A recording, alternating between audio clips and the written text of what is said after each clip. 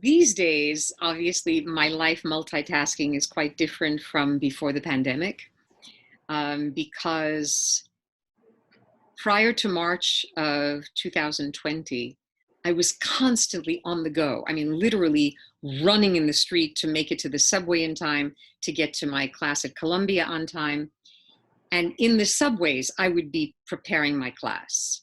Or, while waiting online in the store for food, I'd be checking emails. I mean, I'm always aware of how the limitations define the possibilities, and that includes a temporal dimension.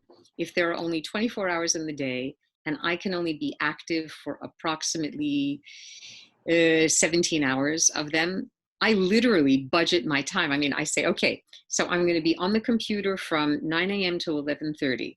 Then I'm going to do now I say now I'm going to do a Zoom session. It used to be, then I was going to run either to Columbia or to my health club for a swim, because I believe in being as energetic physically as possible in doing exercises and taking as good care of myself as I can. I'm also very happily married, and I spend a lot of time with my husband, Mark, who is an actor and a teacher, talking shop, watching films. Literally, I mean, I take notes during every film I see. This was last night, still by hand, by the way.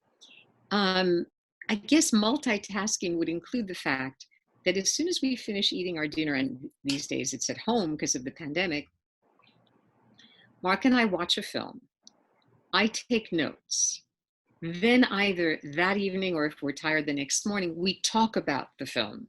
Then I type up my notes always. I have to do that, or I forget. If I'm seeing one film a day, how am I going to remember in 8 months the cinematic details? Where was the camera placed in a film from before?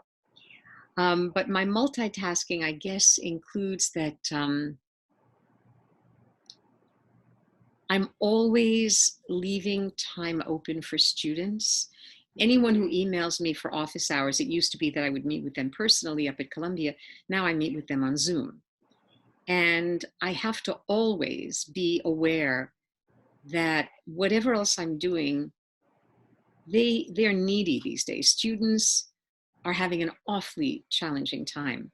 And anything I can do to help my students to be there as a literal presence on a screen, that has to be part of the totality of teaching a class, preparing for a class, watching films.